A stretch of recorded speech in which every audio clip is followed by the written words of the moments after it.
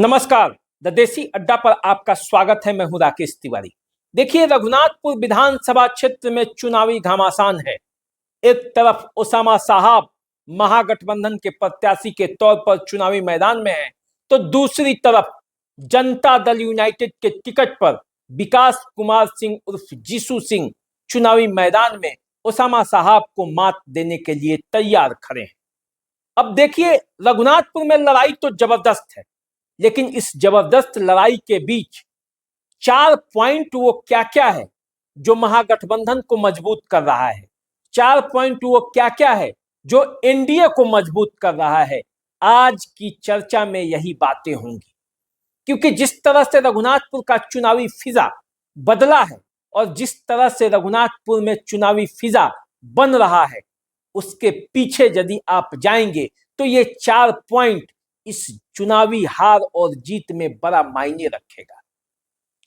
जिन्होंने अपने पक्ष में इन 4 बिंदुओं को अपने तरफ कर लिया, समझिए जीत उसकी पक्की है।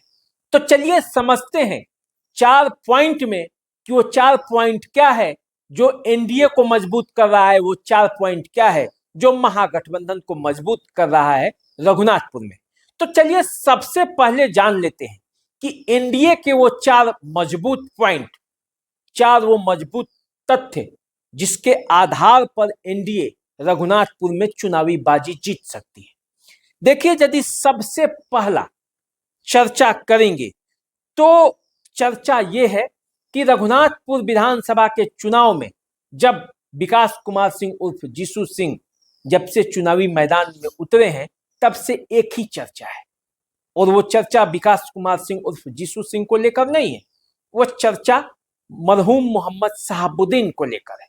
देखिए, जब से मरहूम मोहम्मद शहाबुद्दीन चुनावी मैदान से बाहर हुए हैं, तब से उनके परिवार का कोई भी व्यक्ति आज तक चुनाव जीता नहीं।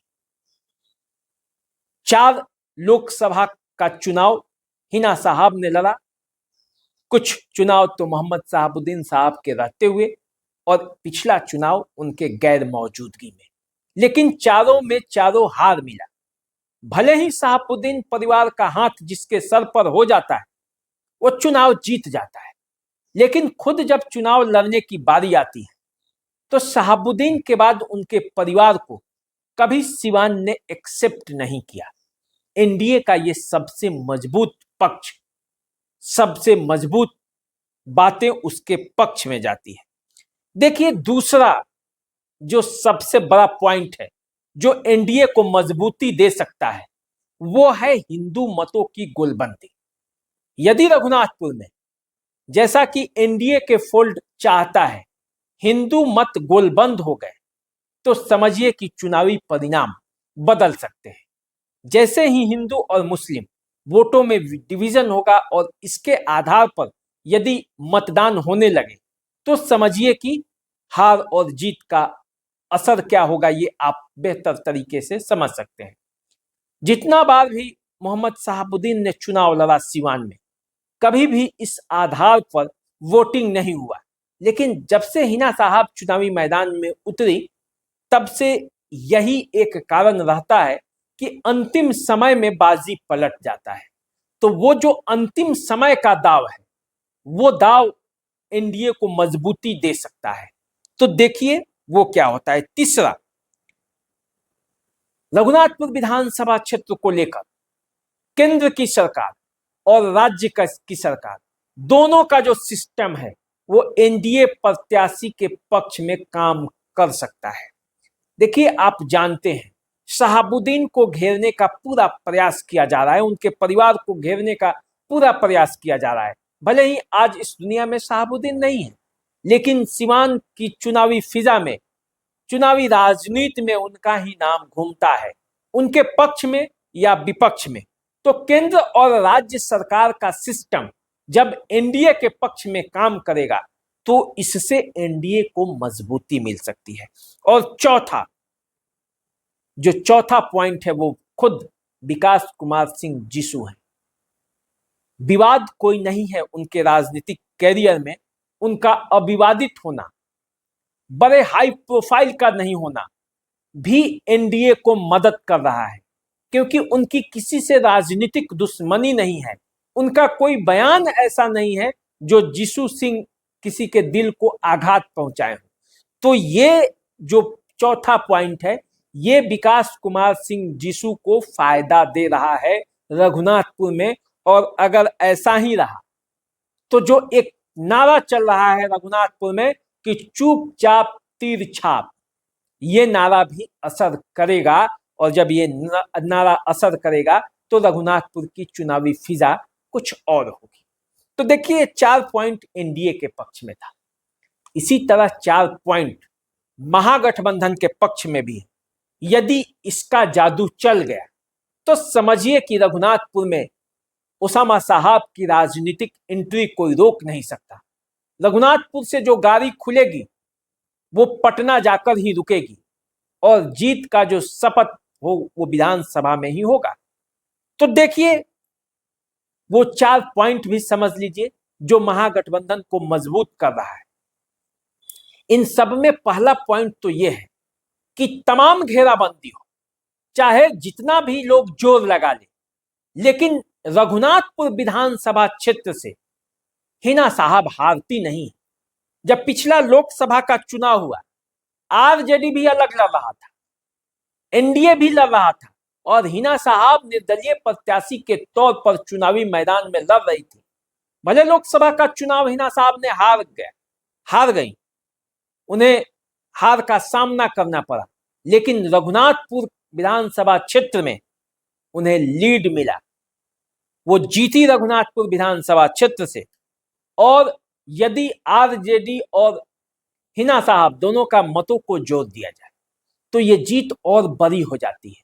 तो इसलिए कहा जा रहा है कि रघुनाथपुर विधानसभा क्षेत्र में ओसामा साहब का जलवा चलेगा। देखिए 2010 के परिसीमन, दूसरा पॉइंट भी समझ लीजिए, 2010 के परिसीमन के बाद अब तक 3 विधानसभा का चुनाव हुआ है, ये चौथा विधानसभा का चुनाव है। पहला विधानसभा जब चुनाव हुआ 2010 में, तो विक्रम कुंवर बीजेपी के टिकट पर यहां से चुनाव जीत गए।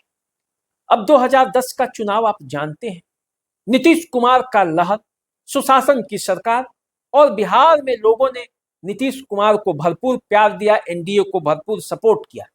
तो वैसी स्थिति में यहां रघुनाथपुर में बीजेपी ने बाजी मार ली। लेकिन जब 2015 का चुनाव हुआ, ओसामा साहब के पिता मोहम्मद शहाबुद्दीन ने हरिशंकर यादव को चुनावी मैदान में उतार दिया और उनके सर पर अपना हाथ रख दिया। और नतीजा ये हुआ कि यहां से हरिशंकर यादव बड़ी आसानी से जीते। उसके बाद 2020 में भी चुनाव हुआ, 2020 में भी यहां से महागठबंधन जीता। कहने का मतलब यह है कि 3 चुनावों में से 2 चुनाव में आरजेडी को जीत हासिल हुई। एक चुनाव जो पहला चुनाव था वही आरजेडी महागठबंधन हारी। तो इस तरह से पलड़ा जो है रघुनाथपुर में भारी है। तीसरा जो पॉइंट है, तीसरा पॉइंट यह है कि रघुनाथपुर विधानसभा क्षेत्र वह क्षेत्र है जहां मोहम्मद शहाबुद्दीन का घर है, उनका गृह क्षेत्र है। और उनका गृह क्षेत्र होने का मतलब यह है कि एक बड़े समुदाय के लोग जो मोहम्मद शहाबुद्दीन के समर्थक थे, जो मोहम्मद शहाबुद्दीन के चाहने वाले थे, जो हर वर्ग में है, उनका सहानुभूति होना ये लाभ दे सकता है महागठबंधन को। और चौथा पॉइंट ये है कि इस क्षेत्र से पहली बार अपने राजनीति में एंट्री मारने का प्रयास ओसामा साहब कर रहे हैं।